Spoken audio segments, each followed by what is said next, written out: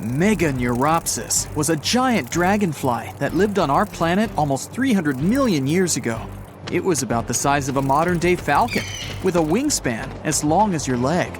It had long and sharp claws that it used to catch food and for protection. They could even grab small animals and carry them through the air. Their speed and maneuverability made them formidable hunters.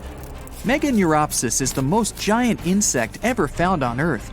Scientists believe it might have reached this colossal size because there used to be more oxygen in the air.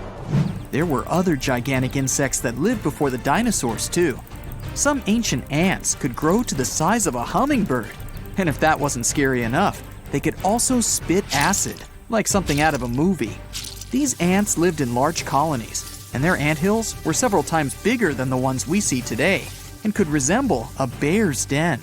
This thing is an Arthropleura, an ancient ancestor of the giant millipede. This monster dwarfed the last two animals, growing to the length of a car. It lived in rainforests, and it could move at great speed. Imagine being chased by one of these. Fortunately, Arthropleura weren't carnivores like today's centipedes. They only ate plants. Another reason the insects grew so big back then is that there was less direct competition. They could evolve and grow without being eaten by more successful animals. Brontoscorpio lived about 400 million years ago and could reach 3 feet in length. That's 15 times longer than modern scorpions. And unlike modern ones, it had not 2, but 4 claws. This amazing creature could also breathe on land and underwater. That's because it had both gills and lungs. It's believed that these guys were some of the first to evolve and change their habitat from water to land. Now, onto a far stranger marine animal, Anomalocaris. It's thought to be the very first predator to live on our planet. It was half the length of a human, their eyes had color vision, and they were likely the most advanced of any living organism 500 million years ago. They used their sharp claws and mouth parts for hunting trilobites, crabs, and sea scorpions. It's possible that Anomalocaris was what eventually pushed crabs and scorpions onto the land.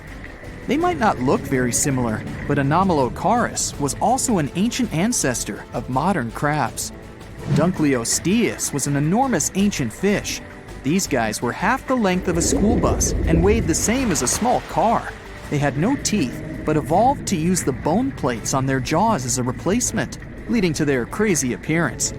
This allowed them to have the biting power of a modern Mississippi alligator. Most impressively, it could close its jaw multiple times in less than a second.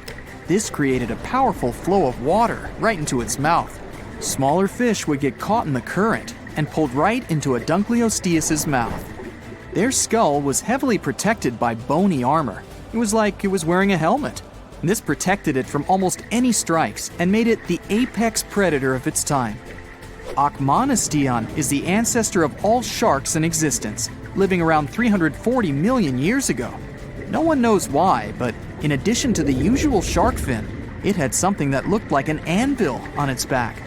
Another feature of the Achmonistion was a massive spike on the underside of its body. It was very sharp and covered with many teeth. Tiktaalik were some of the first animals to set foot on land. It had gills and scales, like a fish, but it also had some of the features of land animals. It looked a bit like a cross between a fish and a lizard. Its front and back fins began to turn into limbs, so it could crawl along shorelines. And it developed lungs as it spent more time out of the water. This weird fish may be the ancestor of pretty much every modern land animal today, including us. Back to land, this is a Dimetrodon. It looks like a lizard, but it's actually a synapsid, a close relative of mammals. It was the size of an alligator and had a giant sail on its back. Scientists aren't certain, but it's believed that the Dimetrodon used this sail to get heat from the environment faster. It also helped them camouflage themselves in the tall grass. These guys are often confused with dinosaurs, but they disappeared 40 million years before the first dinosaurs appeared.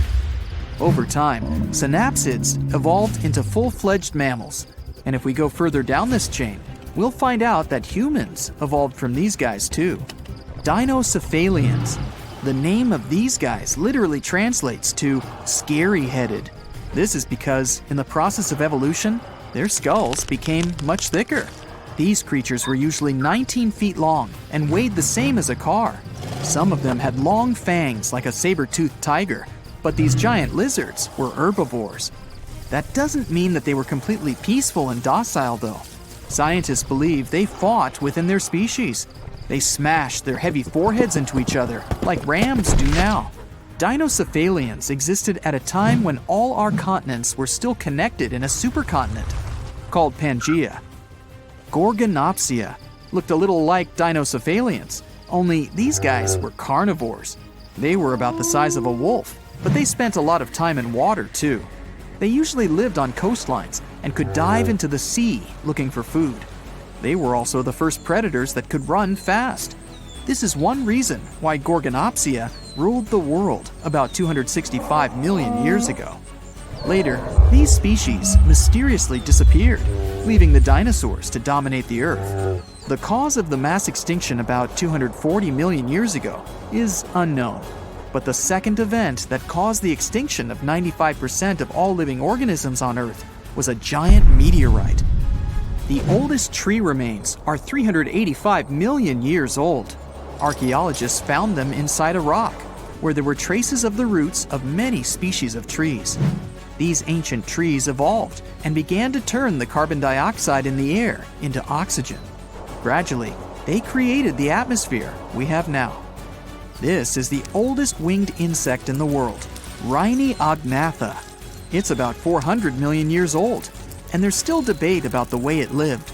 Supposedly, it fed on plants, but it also might have eaten other animals. The oldest species of millipede is Pneumodesmus pneumani. It may have been the first living organism to breathe on the barren Earth around 400 million years ago. This little guy was only as long as a seed, but we only have one fossil, so they might have grown a bit bigger.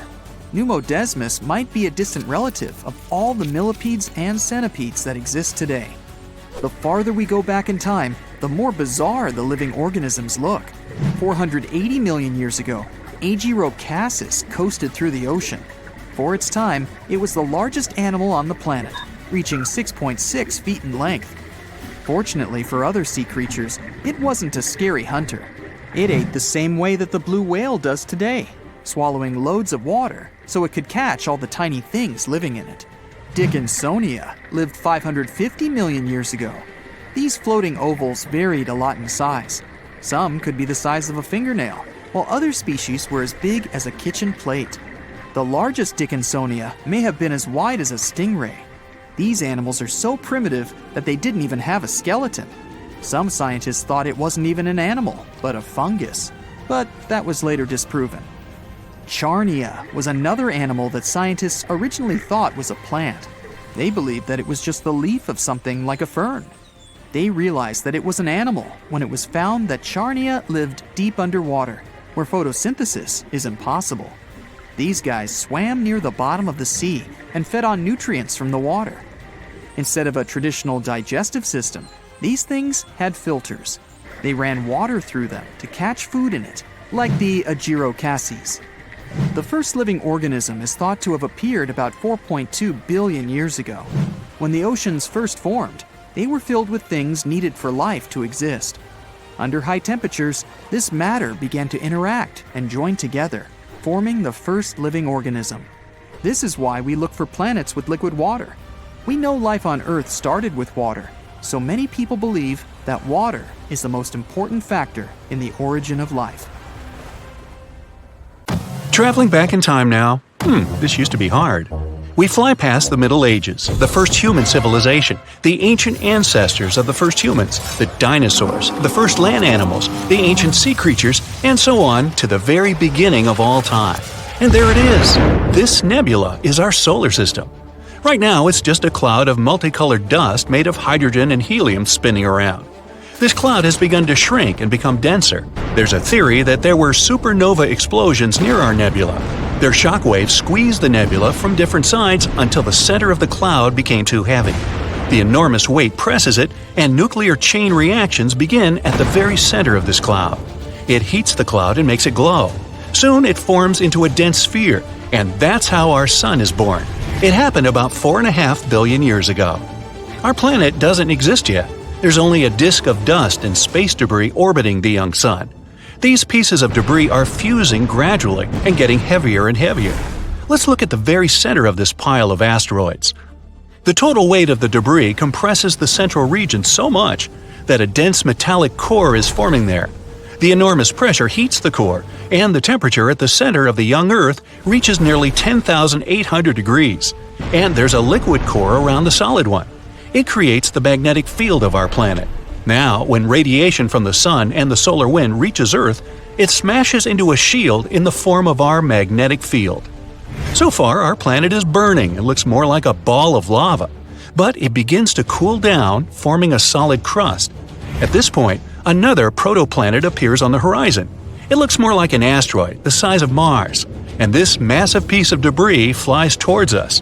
It hits the young Earth at such an angle that it knocks a part of our planet outward. The debris itself breaks into several pieces and stops in our orbit. After a while, all of this debris comes together to form the Moon. As a result of this collision, the Earth began rotating too fast. A day now lasts about 5 hours instead of the usual 24. But the Moon is heavy enough to slow our planet's rotation with gravity. Now, the Earth doesn't look like a hospitable place. The gravitational forces of the Moon are penetrating deep into the Earth and causing more volcanic activity. Also, meteorites are constantly falling here, causing frequent explosions on the surface. Ow! The gas that comes out of the volcanoes forms our atmosphere. The ice that was brought to our planet on meteorites evaporates. The vapor rises and turns into rain. This rainwater falls to the surface, cooling the hot lava and forming the first lakes and rivers. For several hundred million more years, Earth resembles the surface of Venus. It's a lifeless place with a bunch of volcanoes, acid rains, and no oxygen to breathe. The sun wasn't as bright as it is now. Plus, the sun's rays could barely pass through tons of volcanic dust in the atmosphere. But about 3.5 billion years ago, the first life appears here in the form of single-celled organisms that didn't need oxygen. They appeared in the shallow, warm parts of the ocean near the shore. These bacteria reigned on Earth for nearly 2 billion years throughout the Archean eon. They left stromatolites. These are stone pillars at the bottom of shallow, warm water. They're the product of simple organisms and bacteria. These bacteria evolved until they learned photosynthesis. Bacteria began to produce oxygen by absorbing the energy of sunlight. At first, this oxygen was spent on oxidizing rocks, but then excess oxygen began to fill the atmosphere. Plus, at this time, the first algae appeared, which also produced oxygen. This event is called the Great Oxidation Event, good name, which caused almost all living organisms to disappear from the face of the Earth. For simple organisms, oxygen was toxic, and the remains of bacteria and microorganisms sank to the bottom of the ocean. Many millions of years later, these remains will be recycled, and under the tremendous pressure of water and the Earth's crust, they will turn into oil. The Archean eon ended with this catastrophe about 2.5 billion years ago. At the same time, continents were forming on Earth, which would later drift through the world's oceans like puzzles and form a supercontinent. But for now, methane and carbon dioxide still make up most of the atmosphere. They cause the greenhouse effect and the rising temperatures on Earth. But the emergence of oxygen stops the greenhouse effect, and the temperature on our planet drops. An ice age, the so-called Huronian glaciation, which lasted from 2.4 to 2.1 billion years ago, begins. Scientists speculate that our planet was almost completely covered in ice at that time, even on the hot equator. A huge change when you consider that 2 billion years ago, our planet was like a ball and lava, but now it's like a block of ice. Earth, during the Huronian glaciation, was more like Jupiter's satellite Europa. There, too, is a thick crust of ice, under which there's a liquid ocean heated by the core. The evolution of the Sun saved our planet. Since its birth 4.5 billion years ago, it's been getting bigger and hotter. So, after 300 million years of an ice age, the Earth began to warm up. But almost all life there had been wiped out, and evolution has to start all over again. About 1 billion years ago, all of the continents of our planet were assembled into one hypothesized supercontinent, Rodinia, and all the oceans made up one colossal ocean of Miravia. 750 million years ago, that continent broke apart and huge chunks of land began drifting across the planet. Complex plants and multicellular organisms appeared just at this time. Algae, sponges, and fungi weren't the only inhabitants of the ocean. This is Sprigina. They're a kind of worms the size of a human finger. We have remains of these animals that are at least about 550 million years old. 541 million years ago, the Phanerozoic eon began. The main event at that time is the Cambrian explosion. Life began to blossom on Earth, and a great variety of living organisms appeared. Mollusks and echinoderms like starfish and sea urchins appeared. Living organisms evolved, having not only an internal but also an external skeleton, like trilobites. Some of these things could reach nearly 3 feet in length. Their protective shells suggest that there were predators in the ocean. A food chain started forming at that time. At the same moment, the drifting continents fused again. This supercontinent has a different shape and is called Pannotia. Later, these continents drifted apart again and began to collide with each other. This led to the formation of mountain ranges. Then the continents met for the last time and formed the giant supercontinent Pangaea about 335 million years ago. Here we can already see the outline of the modern continents of Africa, North and South America, Australia, and Eurasia. One of the largest sea creatures ever, the Dunkleosaurus, appeared. Some individuals could be as long as a school bus and weigh as much as a large SUV. The land had a hot and humid climate. It encouraged ferns and other plants to grow faster. Some of them could reach the height of a 3-story building. And for the first time in Earth's history, some animals leave the ocean and go on lands, such as L. generpeton and Ichthyostega. Anyway, at first, they live only on the coast because their skin wasn't adapted to the constant sunlight. In addition, they experience breathing problems. The first animals on land had both gills and lungs, but the lungs were underdeveloped, so they had to return to the water. Millions of years later, these animals evolved into more advanced amphibians. Though they were no bigger than ordinary lizards, they could already live fully on land. But this blossoming of life ended in a new ice age. Glaciers from the poles slowly crept toward the equator. Animals weren't prepared for this, and most of them didn't survive this extinction event. But 290 million years ago, evolution retook hold and more evolved land animals began to appear. Gradually, they increased in size, multiplied, and gave birth to a new species like Scutosaurus and Gorgonopsis. But this period didn't last long either.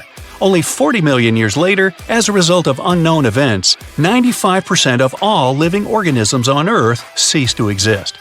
It could have been caused by a giant meteorite or by increased volcanic activity. Also, one hypothesis says it could have been the release of methane from the bottom of the ocean. The Mesozoic era began after this extinction. This is where the dinosaurs, as we know them, appeared and started a new page in Earth's history. You call your beloved cat to have his dinner, Sir Scratchy. Suddenly, you hear loud stomping. The dishes on the dinner table clink with every thump. A painting's fallen off the wall. Is it an earthquake? No, that's a cat the size of a pony walking into the dining room. It needs 10 times as much food as the average cat. And it purrs like a tractor. No, Scratchy, stop rolling. You'll turn over the cupboard. Well, this is one possible scenario for the evolution of animals in the future. Climate, water, oxygen in the air, and even gravity are factors that influence the course of evolution. For example, scientists predict that some bird species will gradually lose their warm feathers. In the future, they will basically look like sphinx cats with beaks and wings. The same thing might happen to our pets. Gradually, their fur will become shorter until they're completely bald. Urban pests like pigeons and rats will become even bigger, the size of a cat. A few million years ago, rats were barely the size of your little finger. That's because they hid in small burrows and had to be nearly invisible to large predators. Now, they live in comfortable cellars that humans have built. They can create cozy nests there, and the large amount of food in trash cans keeps them from starving. So they feel quite comfortable and continue to grow in size. Even more, rats have already developed oily fur so that dirty or toxic water can run off them without harming the rodents themselves. Plant-eating mammals, on the other hand, might have it worse. Their food will gradually diminish. With time, there will be fewer forests and greenery on the planet, and some plants will disappear altogether. Eventually, animals like deer, elephants, giraffes, and others will get smaller and smaller because of the lack of food. In addition to shrinking, mammals will have smaller eyes so they don't lose water from their bodies, and their ears will become larger to lose heat through them. Their tails will grow longer to swat away insects. As land mammals become smaller, birds will increase in size. That's because they'll be able to include shrinking animals in their diet, and the muscles of birds will become much stronger because they'll have to fly long distances in search of food. Animals in hot and dry places are more likely to learn how to get water from the air. To do so, they'll need long sails or skin flaps. Early in the morning, when the air is coolest, moisture will accumulate on these new body parts, and some lizards will evolve their collars to a much larger size. Then they'll be able to collect more rainwater. As for the marine world, we can already see some fish jumping out of the water to catch insects. In the course of evolution, fish fins may become longer and stronger so that they can leap further. And gradually, those fins will turn into wings to make them truly flying fish.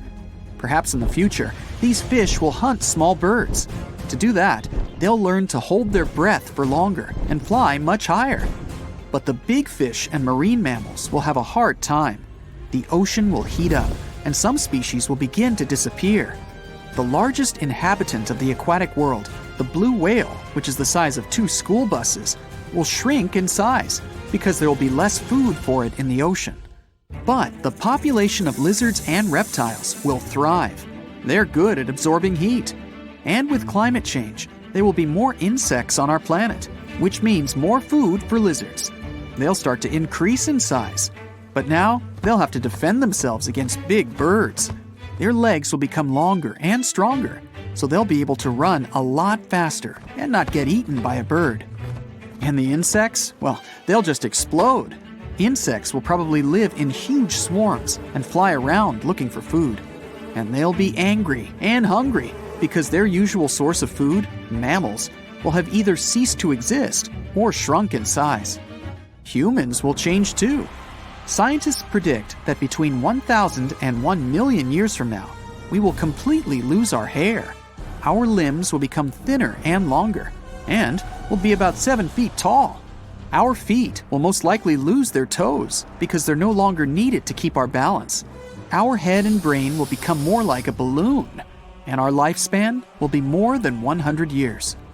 Because humans are at the top of the food chain and don't take part in natural selection, we'll gradually become similar to each other. In tens of millions of years, all humans will probably look the same. Plus, we're developing genetic engineering technology. Luminous rabbits, incredibly sized cows, web-weaving goats, super muscular pigs, and more. But we're more interested in how animals will evolve on their own. So, fast forward ahead in time. Humans have long lived on other planets and in other galaxies. Earth has long since become home to animals and plants. The only traces of humans here are giant cities made of metal and concrete that are buried deep underground. And up there, incredible creatures like the Necropteryx live. It's something between an ostrich and a vulture, the size of an adult human. Its long and powerful beak is its main tool for protection against predators and for eating. Their strong legs with long claws make them excellent runners. This creature can walk dozens of miles in a day. Necropteryx needs warm fur or feathers. Without humans and the greenhouse effect, the temperature on Earth has dropped. But with a warm jacket, they'll be able to survive even a new ice age. And like ostriches, they reproduce by laying eggs. This is a parashrew. It's like a common shrew, a couple of inches long. But it has an unusual feature, a parachute on its tail. While little, they live in their parents' nests, but when they leave them, they launch themselves into the air and then open a parachute made of thin fur. The warm currents of air rise up and carry them. They can spend up to 24 hours in the air. Then, they'll nest elsewhere, and their babies will leave their home the same way. The waka. Waka waka. This animal looks like a striped giraffe with only 2 legs. It'll be one of the fastest creatures on our planet. No predator can beat it in a race. Plus, their eyes are perched high on their head, and with its long neck, the waka can see a threat even when sitting in tall grass.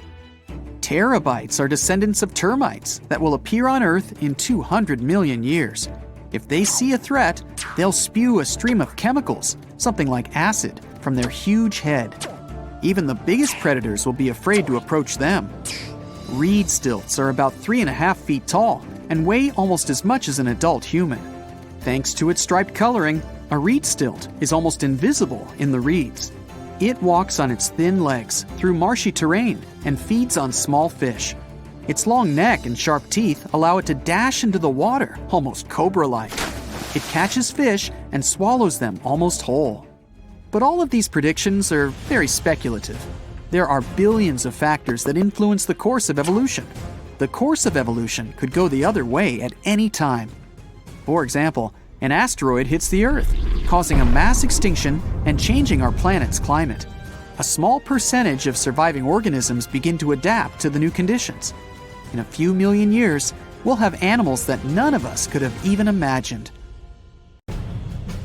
And here you are, on Earth, 66 million years ago. It's one of the warmest periods in the planet's history. There are no ice caps yet. Everything is lush and green. Dinosaurs roam the Earth. Massive sauropods peacefully chew on flowering plants and trees, their young ones following closely by their side. You strain your neck to see their heads 5 stories above you. But that's when you see something else. A bright spot in the sky. A shooting star. Make a wish. Wait a minute. The star grows bigger, brighter. Little do the mass reptiles know, today marks the beginning of one of the largest mass extinction events in Earth's history. 3/4 of life on our planet will be wiped out. Hey, we'll just hide over here and watch. 5 seconds before impact. The meteorite rips a hole through our atmosphere like a needle in a balloon. The resulting supersonic shock wave starts to ripple around the globe. You'd hear it on the opposite side of the planet. The cosmic monster falling toward the Earth is the size of Mount Everest, at least 6 miles wide and weighing 460 trillion tons. The meteor is coming in hot and fast, 12 miles per second, heading right for the Yucatan Peninsula in present-day Mexico. At that speed, it could travel from LA to New York in under 4 minutes. Impact. The mountain-sized asteroid smashes into the Earth. If only it had been anywhere else, life on this planet might look a lot different today. The Yucatan Peninsula, almost entirely underwater then, was one of just 8 places on the entire globe that would have let a giant space rock wipe out nearly all life on the planet, meaning the asteroid only had a 13% chance of causing a mass extinction, and it happened to hit just the right spot. Well, aren't we lucky? At the point of impact, there's an explosion 1 billion times more powerful than even the most massive volcanic eruption. It looks like a new sun has appeared on our planet's surface. The meteorite digs into the Earth's crust and explodes into 1 million pieces. You can still see the scar it left. The Chicxulub crater is 93 miles wide and 12 miles deep. It could fit the entire state of Vermont and 24 Burj Khalifas stacked on top of each other. Something that leaves a scar like that has global consequences. The Earth ripples. The shock wave spreads for thousands of miles. The air blasts flatten forests in a second. Everything within striking radius is set ablaze. Nothing survives ground zero. But that was just the beginning. Smaller fragments of the meteorite, as well as parts of the Earth displaced by the giant hole it dug, go ricocheting out, reaching as far as Canada. The sky lights up with fireballs. They smash into the surface as well. Dinosaurs that weren't in the blast radius run in panic, but they have nowhere to hide. It's only about to get worse. The shock waves race across the sea. The tsunami is nearly 1 mile high when it hits the coast. The waves keep traveling, reaching the furthest corners of the planet. Even across the Pacific and up into the North Atlantic, they're 5 stories high. They wash away everything in their path. Besides the raging fires and skyscraper-sized tsunamis, the Earth is shaking from the worst earthquakes in history. A planet lush and teeming with life only a few minutes ago has turned into a nightmarish place. But this was only Phase 1. 5 minutes after impact. Small rocks, dust, and ash rise high up into the atmosphere. These objects heat up and melt. They turn into hot lava that begins to fall to the ground like burning rain.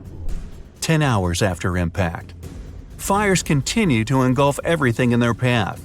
Some surviving dinosaurs in North America try to escape to unknown territories, but now they're in dense swamps and can't escape.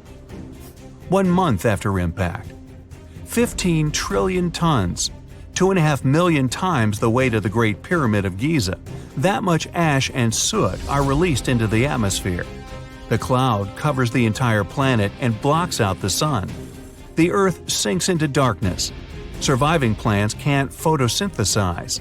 Oxygen levels drop. Any animals left at this point are finally done in from lack of air. But the worst consequence was the extinction of phytoplankton. The entire oceanic food chain starts to collapse like a house of cards. Many marine animals have lost their main source of food. Surviving animals on land also can't find anything to eat. There are no plants for the herbivores, and soon no herbivores left for the meat-eaters. And still, there's the acid rain. The Chicxulub meteorite hit a place where there was a lot of sulfur. The heat of the impact vaporizes the toxic gas instantly. It mixes with the air in the atmosphere. Acid rains fall all over the planet. The oceans become toxic. And if all that doesn't get them, the cold finally finishes off the job. With the sun blocked out, the burning fireball that is our planet starts to cool down. What's left in the wake? Plants are a little luckier than animals.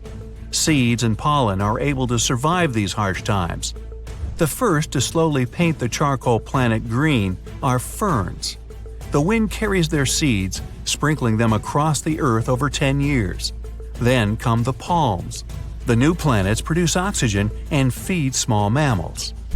Of the reptiles, only turtles and ancient ancestors of crocodiles can survive the temperature and acidity of the planet's waters. Unbelievably, some bird-like dinosaurs survive too. Other species of birds evolve and survive to this day.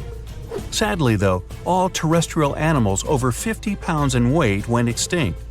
It took much longer for the animal kingdom to recover. Larger mammals, such as rhinos, began to appear only 15 million years after the dinosaurs disappeared. Blue whales, the largest living creature this planet has ever seen, bigger than any of the dinos, only showed up a little over 4 million years ago. Did the dinos have a fighting chance? Scientists say that if the meteorite had hit in the deeper ocean, the story would have gone a lot differently. Yes, the resulting tidal waves would have been 10 times higher than the already massive ones that rippled across the planet. But even a giant mega tsunami wouldn't be able to wipe out 75% of plant and animal life on Earth. What really did the dinosaurs in was the global blackout. If the meteorite had hit in deeper water, not the shallow sea of the Gulf of Mexico, there wouldn't have been so much dust and ash in the atmosphere. That dropped the oxygen levels and cut off the food chain from the very bottom. There's a theory that climate change and other conditions on Earth 66 million years ago would have still wiped out the dinosaurs, no meteorite necessary. It could be a supervolcano erupting and spewing out large amounts of sulfur and ash into the atmosphere. Perhaps the meteorite just sped up the inevitable. Now let's move on to a more interesting question. Could humanity survive a meteorite impact like that? Back then, not a chance, obviously. But if something like that were to happen in our time, we have an advanced intellect and technology. We've filled the cosmos with probes and satellites, so we know about any possible meteors headed straight our way. It wouldn't take us by surprise. Now, we might have to hide deep underground to avoid the blast wave and tsunamis, and you'd need enough food down there to last for at least a year. And don't forget your toilet paper. But with the right prep, humanity could stand a chance. The main problem after such an event is to survive the global winter when the ash covers the sky. But our species can handle it. Just ask anyone living in Oymyakon, Russia. The town of 500 people holds a Guinness World Record for the coldest inhabited place on Earth. They've seen the thermometer read minus 90 degrees Fahrenheit. What about preserving plant and animal life? Our species has been working on that for a long time. There's a World Seed storage facility on Svalbard Island. It's about 40 stories underground and can hold over 2 billion samples. The location was chosen because of the permafrost climate and low tectonic activity. Preserving all the planet's animals would be a tougher job. Perhaps genetic engineering, cloning, or something else would work. Herding them all down into a bunker? I mean crocs, bears, and snakes included? I think I'd rather try my luck above ground, thank you. It was a 40 feet long and 12 feet tall beast, the king of dinosaurs. Its massive and muscular body weighed up to 8 tons. Its serrated teeth were sharp, and its jaws had a bite so strong they could crush a car. The creature had 2 powerful legs. It lived in forested river valleys all across North America, almost 70 million years ago. I'm talking about the most famous movie star among dinosaurs, T-Rex. It was very smart, with a brain twice as big as that of any large meat-eating dino. It was slower than other hunters, developing a speed of up to 12 miles per hour. Its other weakness was its small arms. Some scientists think they were just an evolutionary leftover, like the pelvic bones of some snakes. But others believe T-Rex used its arms to hunt. Its 4-inch claws helped the animal out. T-Rex was undoubtedly frightening, but surprisingly, there were even scarier dinosaurs in the past. Around 100 million years ago, there was a giant creature with the name that meant a spine lizard. It was Spinosaurus, the largest carnivorous dino. It was bigger than T-Rex and could grow almost 60 feet long. Its weight could be as great as 22 tons. The animal had long spines on its back. They could grow up to 7 feet long and were connected by folds of skin. They formed something that looked like a sail. Some scientists think it was a hump Spinosaurus used to store water. This dino had dense bones and short hind limbs. Researchers believe that these dinos could use their flat and wide-clawed feet for paddling. This was the first dino that could ever swim. Unfortunately, it couldn't process smells like most other theropods. These were a group of 2-legged carnivorous dinosaurs that appeared on Earth 230 million years ago. That's why the animals the creature hunted could hide from it on land. The Spino dino spent most of its time in the water. It roamed the swamps of North Africa and mostly fed on fish, big prehistoric sharks, and sometimes other dinosaurs. It had a long, thin, and narrow snout like a crocodile. Unlike other dinos of its kind, which had curved teeth, Spinosaurus had conically shaped straight teeth. Giganotosaurus, which is the Greek word for giant southern lizard, was considered the largest meat-eating dino until Spinosaurus was found.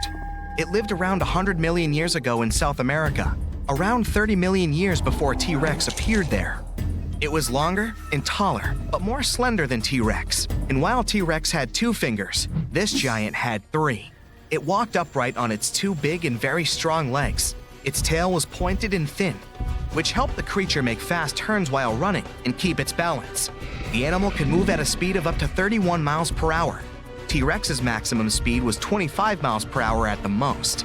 Any faster than that, and the giant could lose its balance and fall over.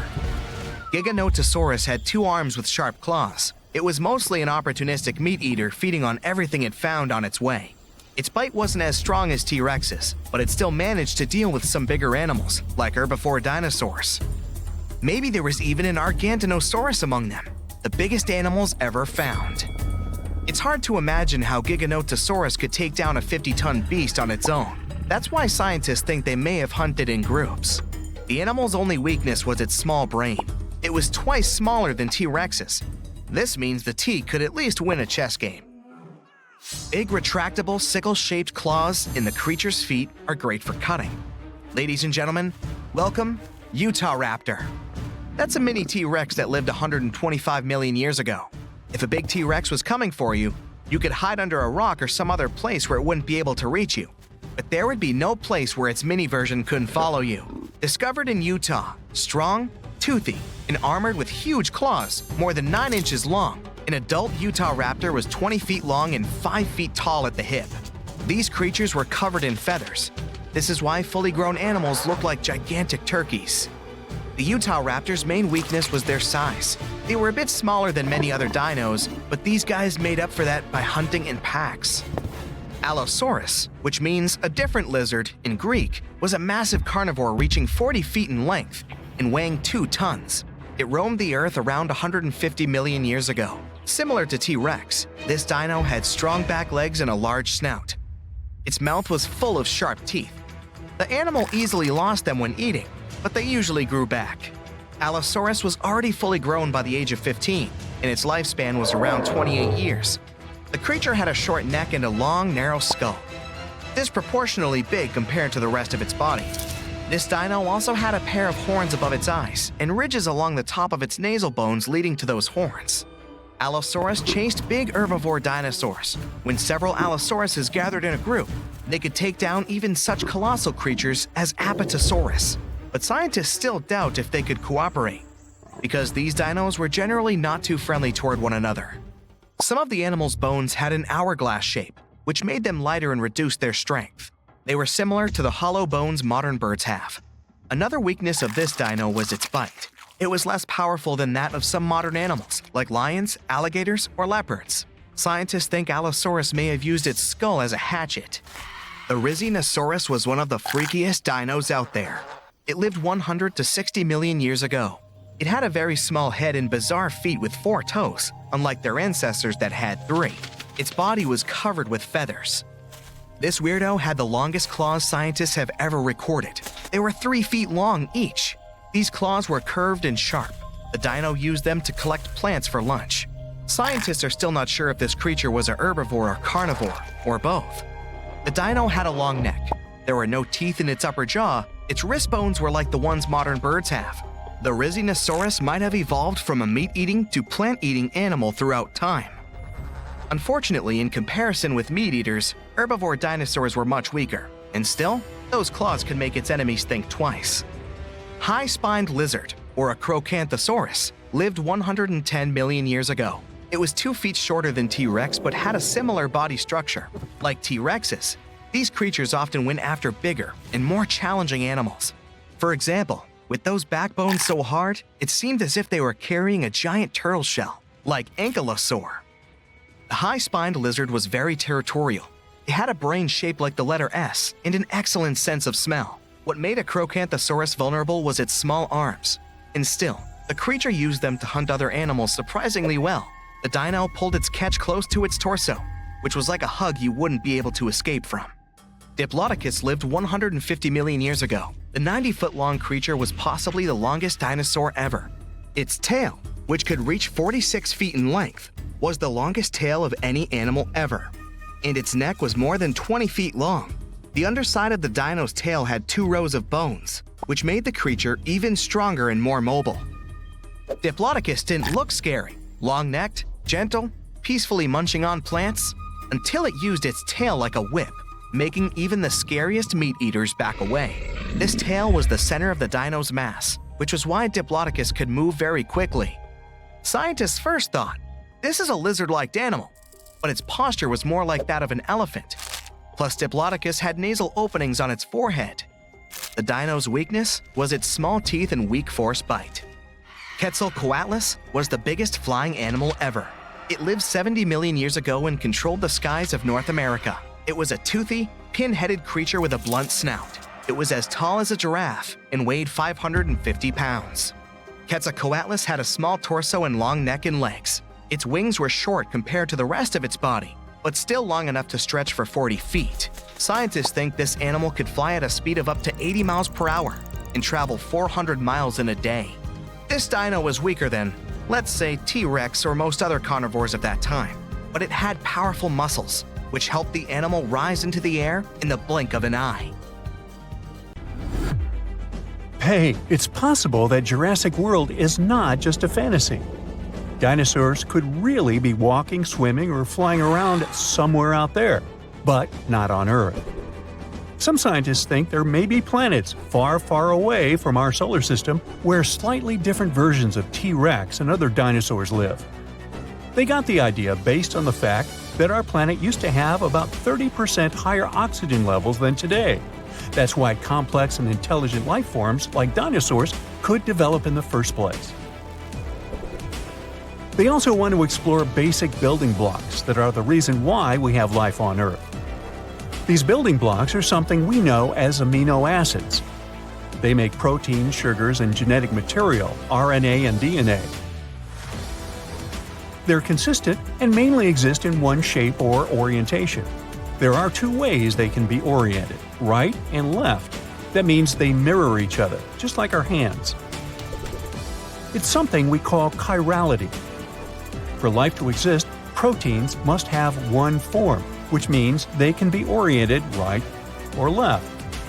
On our home planet, almost all living things, from the smallest bugs to whales and elephants, have amino acids with a left-handed orientation.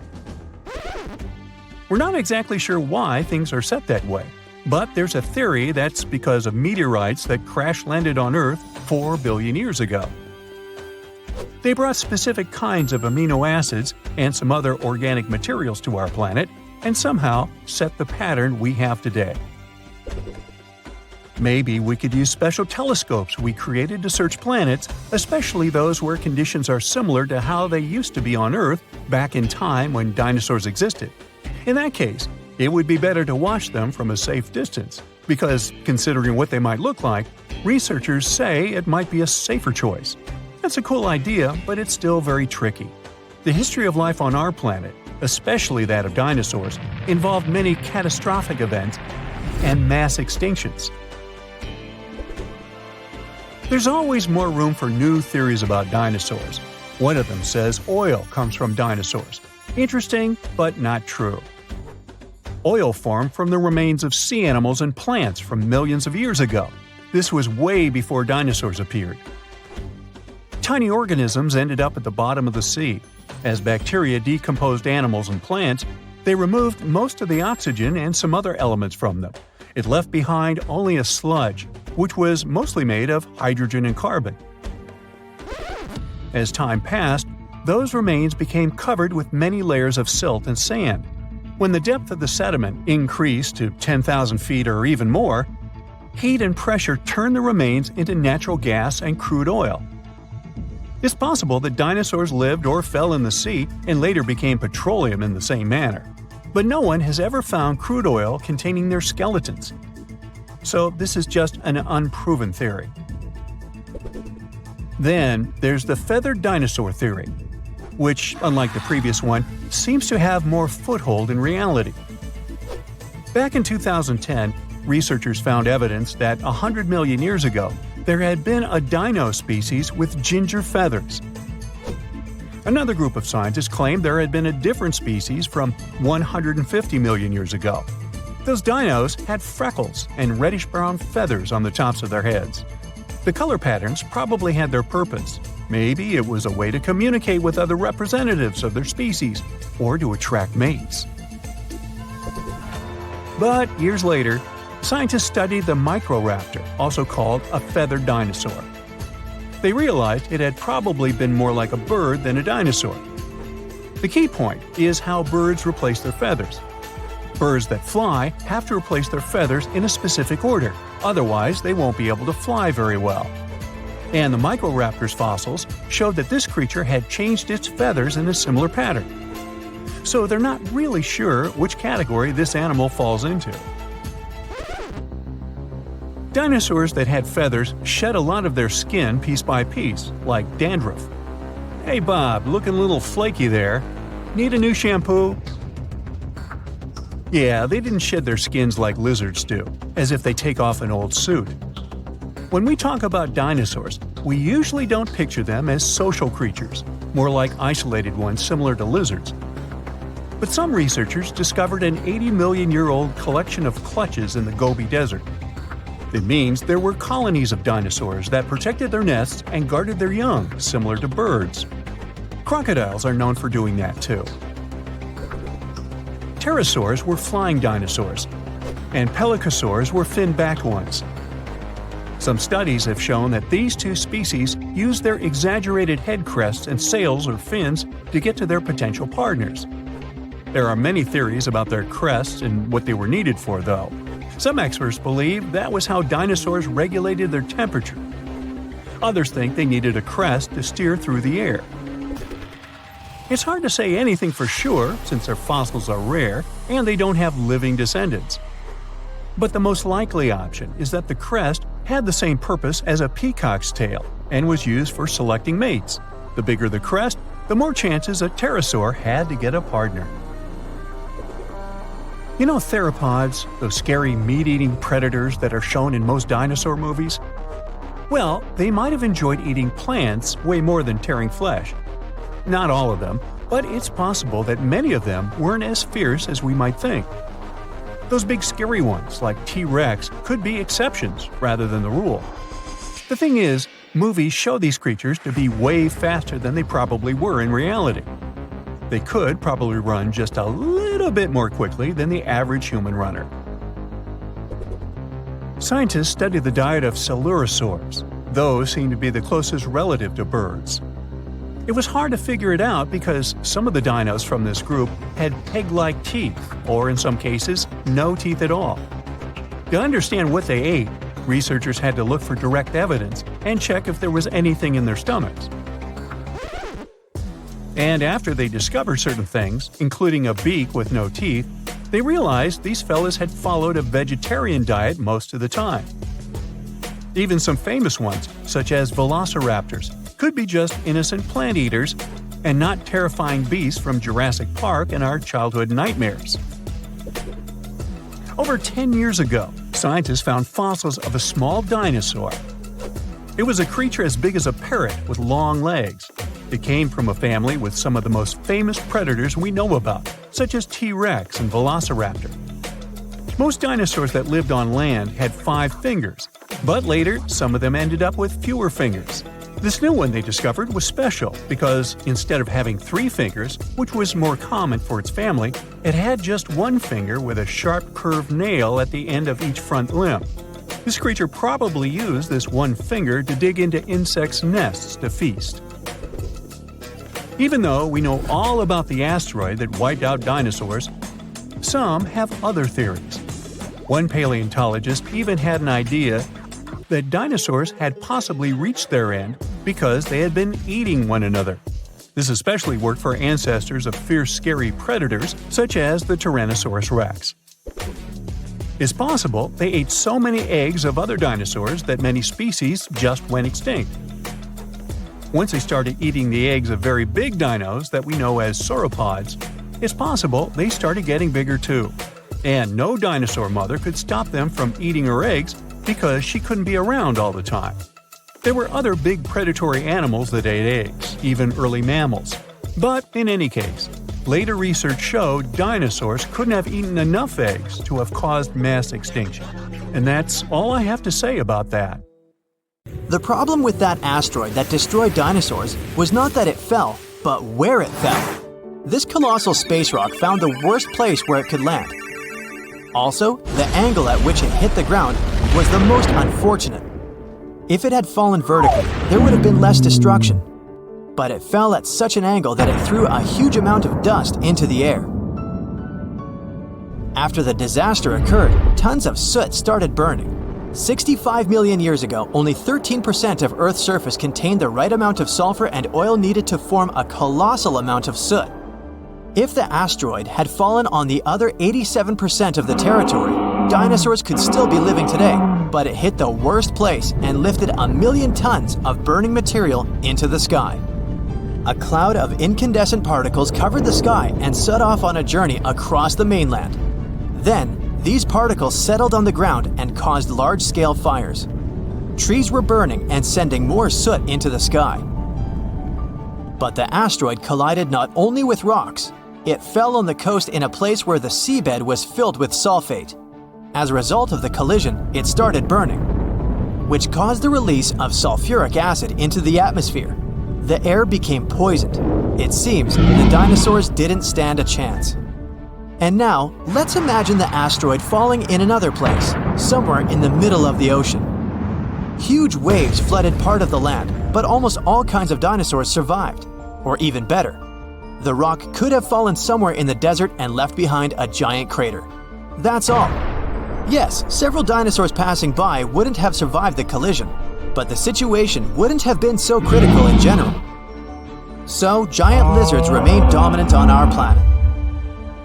They don't allow other animals to develop since Tyrannosaurus and other ferocious reptiles hunt mammoths and other ancient creatures. The population of mammals is decreasing. Velociraptors are fighting for territories with saber-toothed tigers and giant bears. A struggle for survival between dinosaurs and other animals begins. Then, the Ice Age comes, and some reptiles don't survive. Then, new players enter the field. Those are humans' early ancestors. Living side by side with dinosaurs is difficult. Lizards attack settlements and caves, so people have to build high walls for protection. By the way, the Tyrannosaurus poses less danger to people than you might have thought. According to the latest research, many creatures were able to run away from this monster. Yes, you probably saw how easily they caught up with cars in the movies, but it wouldn't be as scary in reality. Paleontologists and biologists have analyzed the strength of dinos' bones and found out that the creature couldn't reach high speeds. The maximum it was capable of was running twice as slow as a field athlete. Thousands of years have passed. People have learned to live with dinosaurs. They've even managed to tame some lizards. They've domesticated herbivorous dinosaurs to develop agriculture. Triceratopses and bulls now plow fields together. Imagine farms swarming with diplodocus or brachiosauruses.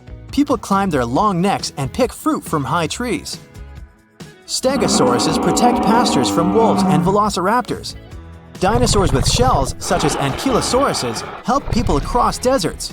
They, along with camels and donkeys, carry heavy loads. People share the planet with ancient lizards and live in harmony. The situation in the seas and oceans is much worse. Sea reptiles attack wooden ships and catch all the fish. Imagine that you're sailing to another continent with tons of grain, fabrics, fur, and other goods. And then a giant mosasaur appears on the horizon. It's one of the most powerful sea lizards. A great white shark looks like a small fish next to it. The creature could easily defeat a megalodon. And then it comes across a wooden ship. It bites into the deck and pulls the whole boat underwater.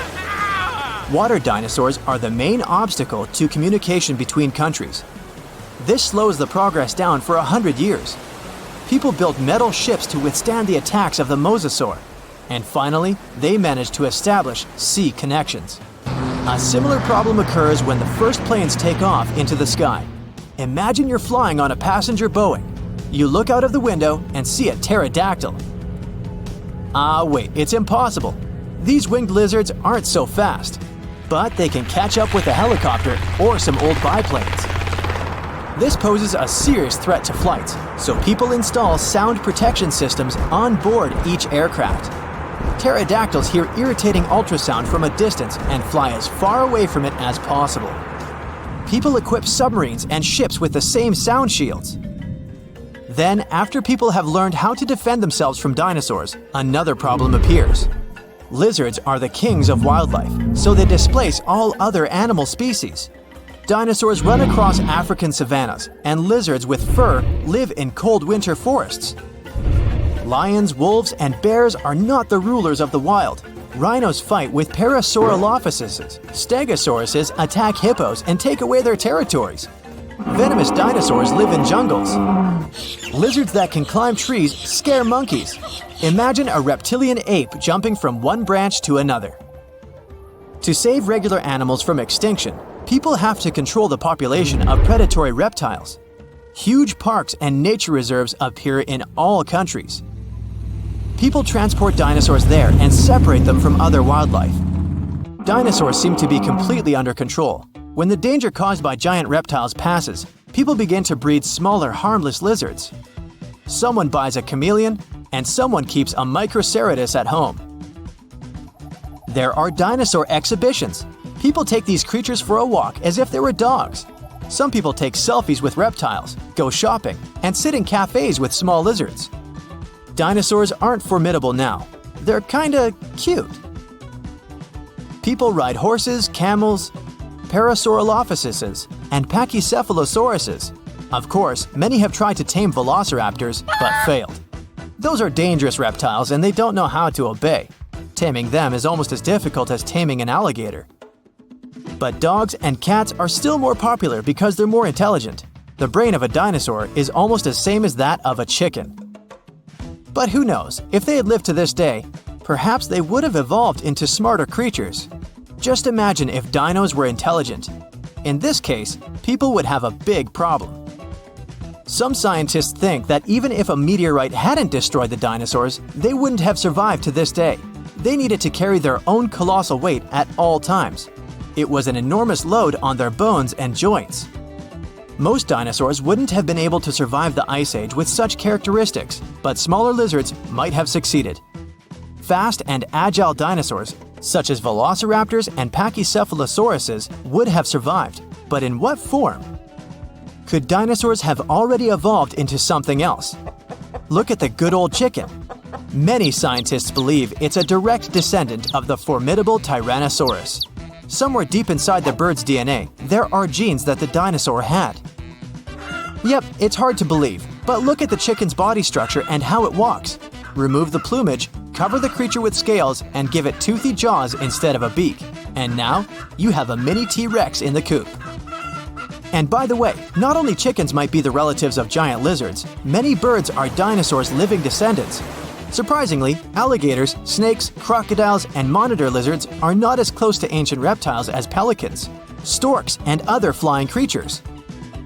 Over millions of years of evolution, the paws of dinosaurs turned into wings, and toothy elongated jaws ended up as beaks.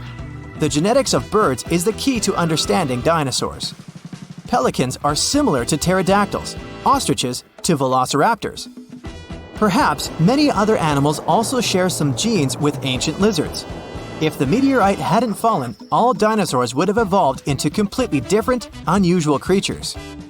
Scientists want to carefully study the DNA of birds and try to reverse evolution with the help of genetic engineering. They hope to breed dinosaurs out of eggs one day. But to do this, they need to find a specific genome that hasn't changed over tens of millions of years. It hides in the DNA. And it's not so easy to find it and extract it. Do you think we will see powerful reptiles by 2050? Boom! An explosion of supersonic waves, interplanetary heat, dust, fumes. The Earth's atmosphere has been invaded by a cosmic rock the size of Everest. A few seconds ago, this rock, weighing trillions of tons, was hurtling towards Earth. It could fly from New York to Anchorage faster than you could fry yourself an omelet. This monster's name? The Chicxulub Incident. Epic name, right? 66 million years ago, it crashed into the Earth.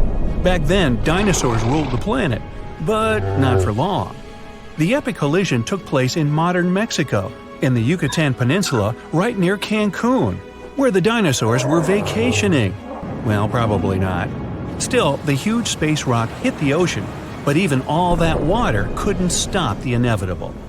The collision caused a huge amount of energy to be released. The horror on a planetary scale had begun. Imagine a mini-sun lighting up the surface of the Earth with tsunamis the height of the Statue of Liberty bursting from the epicenter of the watery impact. Not good. The blast blew through the surface of the Earth. It was as hot as an oven and burnt everything in its path. The impact provoked a colossal earthquake and serious volcanic activity. A bunch of volcanoes simultaneously released hot lava and ash into the prehistoric skies. Millions of tons of ash and soot poisoned the air. This formed a huge ash cloud in the atmosphere, which blocked out the sun's rays for several years. The long winter had begun. Only there wasn't any snow falling from the sky, but rain made of sulfuric acid. Yes, the Chicxulub incident might just be the most important thing that ever happened in the history of our planet. Even more than YouTube. Back then, there were loads of volcanic eruptions, a lot of flammable oxygen in the atmosphere, constant temperature changes. It was the perfect and worst time for all of this to go down. So, how are we so sure about all this?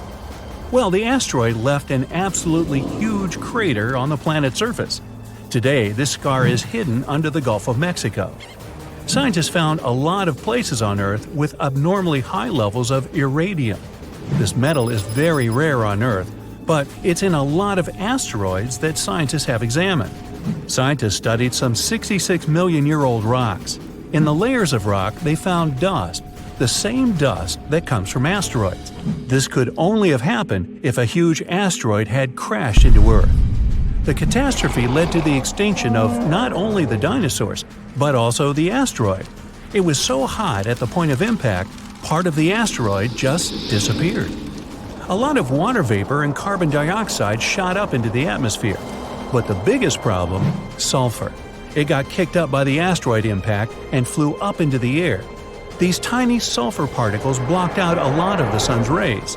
Without the sun, a lot of plants disappeared and the climate eventually got colder. The immense heat turned stones into glass. Scientists call these things tektites. The energy of the impact threw them up into the skies. After a short flight, the tektites fell down to Earth. But it wasn't pretty. Rain fell too, only instead of drops of water, you'd have seen hot glassy fireballs. They bombarded the planet's surface for days. The tektites set fire to everything. Scientists found evidence of this all over the world, not just near the collision site. But a lot of things from back then are still a mystery. Some scientists think that Chicxulub wasn't even an asteroid. It might have been a comet. Asteroids are mostly made of stone and metal. Most often they kind of look like a potato. A comet contains rock, metal, and ice. Comets look like dirty cosmic snowflakes, complete with ammonia, methane, and carbon dioxide. Comets sometimes come from the Oort cloud. It's a huge cloud of ice and debris around our solar system. From time to time, comets break free from the pack and head towards our sun. According to scientists, this special comet flew right past Jupiter. The gravity of that huge planet accelerated the comet even more. It flew towards the sun, gaining more and more speed. The comet's outer ice shield started to evaporate, and it probably gave off a lot of dust and gas, which made it look like it had a tail. The sun's gravity eventually shattered the comet apart. One of the fragments flew through space and crashed into the Earth 66 million years ago. So, asteroid or comet? The truth is, we'll never know. What we do know is that the Earth was seriously unlucky to be in its path, and it was never the same again. The catastrophe stopped the development of 75% of life on Earth. Some bigger marine animals, like crocodiles, turtles, and fish, survived the impact. Out of all land animals, the only ones to survive were the ones that were, on average, smaller than the modern raccoon. That includes a bunch of special species of dinosaurs, the ancient ancestors of birds. Scientists believe they survived for two reasons. After the huge impact, it took a long time for plants to start growing again, and a lot of animals didn't survive. Most remaining animals didn't have enough food. But these dinosaurs had a beak. With its help, they could split open nuts and dig seeds out of the soil, so they survived. The second reason is that these lucky guys had bigger brains. Some people think that they were able to cooperate with each other and quickly adapt to the new conditions. Other life forms survived too. Fungi and mold survived underground and underwater. Gradually, the darkness cleared away, and ferns began to take over the lifeless landscape. After a few thousand years, forests started to reappear. The animals that survived were pretty much all inconspicuous and small creatures. They lived in burrows, safe from all that hot ash. Before the collision, mammals had lived in the shadow of dinosaurs. But with all the dinosaurs suddenly gone, things were about to change. Mammals were able to take over. They began to dominate life, at least on land. Back to the moment when everything changed. Turns out, it wasn't the size of the asteroid that made it so powerful. It was more about the angle in which it hit the Earth. If the angle of impact had been different, the dinosaurs might have even survived the catastrophe. So, what would that have looked like? Well, let's travel back, way back. Oh no, there's a giant asteroid heading for Earth. Oh, wait, never mind, it missed. Whew. There are plenty of earthquakes, tsunamis, and volcanic eruptions every day, But dinosaurs don't mind that much. No big deal. Fast forward a few million years, and most of these ancient lizards have changed and are now unrecognizable. Thanks to a couple of ice ages, many dinosaurs are now totally covered with feathers to protect them from the cold. Mammals exist, but they're few and far between. You see a lot of bats in caves. There are tons of rat-sized rodents in the forests. During the day, they hide in the undergrowth or in burrows. At night, they go out in search of food. There are no horses, no elephants, or other large mammals. Why become large and eatable when there are so many dangerous reptiles with huge fangs around? There are no whales in the sea. Parrots, hawks, and pigeons are nowhere to be seen. But pterodactyls 2.0 whiz past you constantly. Some are about the size of a helicopter, while others are no larger than a swan. There are plenty of primates, but they're in no hurry to climb down from their trees and walk on two legs. No venturing out into the savannah, no evolution into Homo sapiens. In this alternate reality, open spaces are very dangerous. But then again, so are forests and trees. Nowhere is safe. To get some delicious primate treats, many smaller dinosaurs learned to climb trees. This was already happening back in the Cretaceous period, right before that huge asteroid just missed Earth. Whew, that would have been an epic collision. Dinosaurs have grown wiser since that near miss. Some are even as smart as a modern chicken. A large brain uses a lot of energy, and that's not always a good strategy for survival. Safer to keep brains small and keep making those teeth bigger and pointier. Now, thanks to new fossil discoveries and technologies, we're getting to learn more and more about the biology of dinosaurs. Some people don't need to know more than the fact that a few of them were colossal, terrifying, and vicious. But for those of us that do, the use of comparative biology, pigment analysis, and powerful new X-rays have allowed us to gain insight into specific features, such as their colors, eating behaviors, and the shapes of their tongues. Yes, that's right, the shapes of their tongues, which, for a long period of time, was something of a mystery. This is because soft, fleshy dinosaur parts are hardly ever retained in fossil form. But thanks to the discovery of some surviving hyoid bones, which are situated at the root of the tongue in front of the neck, we now have some insight.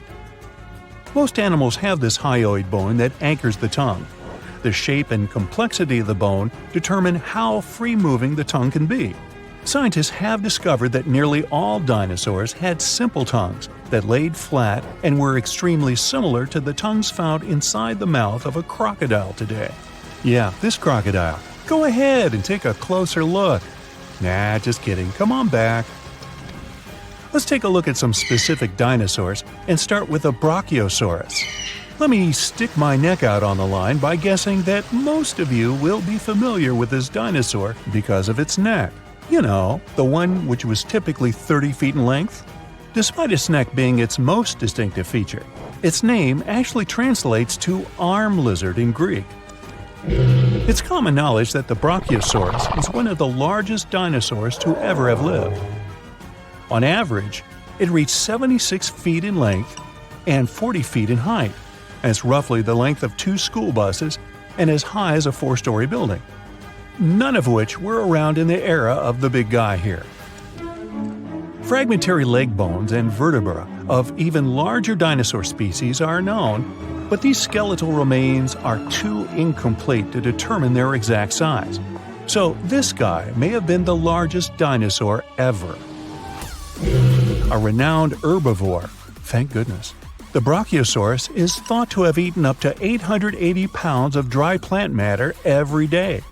Most of this was made up of coniferous trees, ginkgos, and cycads. This target might have been hard to hit for this dinosaur, as researchers have learned that its teeth were spoon-shaped and not ideal for chewing food. This means that the creature would have swallowed vegetation whole, as its teeth were suited to stripping it but not breaking up large chunks of plants. This, along with the dinosaur's body shape, suggests that the Brachiosaurus would have liked to feed as quickly as possible. Dinos like these didn't always make use of their ability to strip towering trees when dining. The Brachiosaurus traveled in herds, moving to the next location once they had exhausted all of the local vegetation. And I mean all of the local vegetation, not just that which hung high on trees. It's likely that the creatures supplemented their diets with vegetation at lower levels, especially after they'd done a number on all the nearby trees. This method of feasting was the most energetically appealing for this giant. By munching on lower vegetation, researchers believe that the dinosaurs saved up to 80% in energy compared to when foraging for high-up food sources. They have also discovered that the nostrils of a Brachiosaurus were on the front of its face and not the top. This is because we now know they roamed the fertile floodplains in their respective herds. For decades, it was believed that these creatures lived in deep, watery swamps. Let's look at another common misconception about a popular dinosaur. Please put your hands together for the Tyrannosaurus rex, which is arguably the most famous of all dinosaurs. Discoveries from the past 100 years have revealed that theropods had heavily feathered skin. Theropods are the family of dinosaurs to which the T-Rex belongs, so naturally, people began to think that the creature would have been covered in feathers as well. However, a study from 2017 took skin impressions from the iconic dinosaur and found no evidence of the structures required to support feathers. If a T-Rex did have feathers, they would have been limited to its back. Researchers accept that other large dinosaurs of the same family as the T-Rex have been discovered with their remains covered in feathers. An example of this would be the Yutyrannus dinosaur. But as of now, the accepted theory is that feathers weren't a common feature of T-Rexes. This makes it easier to believe that feathers were exclusive to smaller tyrannosaurids and were there as a means of keeping the creature warm. For a long period of time, researchers thought feathers were an exclusive feature of the theropod family. But this theory has been debunked. Just like the kid at camp who was kicked out of the top bunk. You know, debunked. Anyway, fossil evidence discovered in Siberia now suggests that multiple different family groups of dinosaurs had feathers. The Siberian fossils in question belong to another species of dinosaur, Calindrodromeus zebucolicus. Oh, you think I mispronounced that? Okay, prove it. Now, this dinosaur, I'll call her Calinda, had a pelvis structure superficially similar to that of a bird and was roughly 4.5 feet long, about as tall as a fridge. Since the purpose of feathers on dinosaurs was for warmth, it's quite possible that dinosaurs from cold weather climates had more feathers than their counterparts in warm weather climates. In general, bigger animals struggle less with keeping themselves cool, so it's likely that any of the large dinosaurs who lived in these warm climates had no feathers at all. Smaller dinosaurs who lived in cold climates, on the contrary, had plenty of feathers. We now even understand what some of the designs and patterns of these feathers on dinosaurs looked like, thanks to the discovery of an ornithomimus, complete with feather and skin impressions. The name of this dinosaur is derived from Greek and actually translates to bird mimic. They were typically 11.5 feet in length, nearly as tall as a giraffe, and despite being omnivorous, had no teeth. Its other distinctive features included 3 fingers, which were all unusually the same size and length. And despite their thin boned skulls, they also had large brain cavities. Their legs were extremely long, in particular their foot bones. Combine this with their toothless beaks and long necks, and yep, it must have looked a lot like an ostrich. Although they're not as big as the Brachiosaurus or dinosaurs in general, they are bigger than any other bird in the world. And it wasn't just the body limbs of an ornithomimus that made it resemble an ostrich. They also had very similar feather patterns. Their heads, necks, and lower legs were mostly bare of feathers, but the rest of their bodies were well coated in downy plumage. This is what you call a bird's layer of feathers as a whole. It's possible, like an ostrich, that the dinosaur would have used this unusual feather pattern to regulate its body temperature. Despite some dinosaurs possessing feathers like birds, on top of also being their distant relatives, dinosaurs didn't have the type of feathers required to fly for most of their existence. feathers found in fossil impressions or preserved in amber have allowed researchers to gain insight into why these creatures weren't very aerodynamic. The structure of these feathers appears to be very simple, with a poorly defined and flexible central shaft. These feathers would have better served any dinosaur as a fashion statement, as they would have helped attract the attention of other dinosaurs. These feathers also would have had the ability to regulate body temperature. Surprised to hear that dinosaurs had ostrich-like feathers? Wait till I tell you that their prehistoric distant reptile cousins had something that looked like fur. Allow me to introduce you to the pterosaur. Its name is derived from Greek and translates to winged lizard. Just like dinosaurs, they were initially thought to have scaly or leathery skin all over their bodies. But over the course of the 20th century, fossil examinations revealed that many parts of a pterosaur's body were furry. The wingspan of a pterosaur could reach the length of over 23 feet, about as long as a London bus. Its toothless jaw was very long and resembled that of a pelican. How could something that looks like a pelican be so terrifying? These creatures were coated in pycnofibers. Those were simple structures, feather-like in composition, but strand-like and fuzzy like fur. Further research suggests that some parts of the pterosaur's body had more complex kinds of feathers with branching strands. If this is accurate, it would be the first time feathers were found on an animal that was neither a dinosaur nor a bird.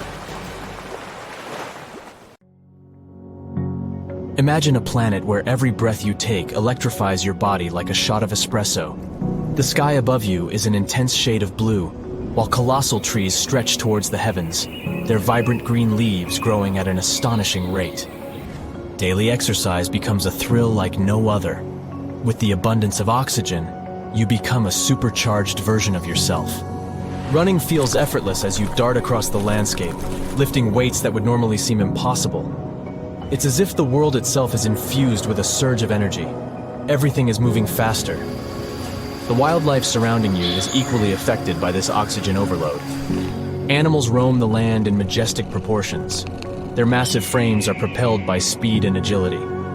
Picture yourself in a pulse-pounding chase with an oxygen-charged cheetah, racing against a predator that could put a Ferrari to shame. Now you may wonder how such a wild scenario could ever be possible. Well, let's see. Oxygen is the powerful fuel that keeps life going. It makes up about 21% of the air we breathe, and every breath we take delivers these tiny molecules to our cells, giving them the energy they need to thrive.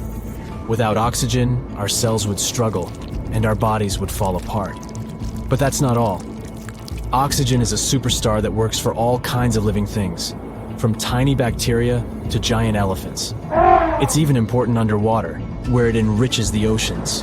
Amazing creatures like plankton and algae produce lots of oxygen, creating a thriving underwater world.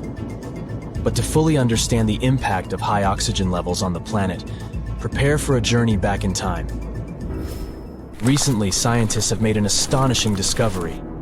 They tested rocks from two different places that were really far apart. And can you believe it? These rocks held tiny pockets of gas that showed how oxygen levels shot up by almost a third in a very short time. It was like a breath of fresh air. So they studied these rocks and found that oxygen levels back then were much higher. Imagine lush landscapes, towering forests, and gigantic swamps that stretched as far as you could see.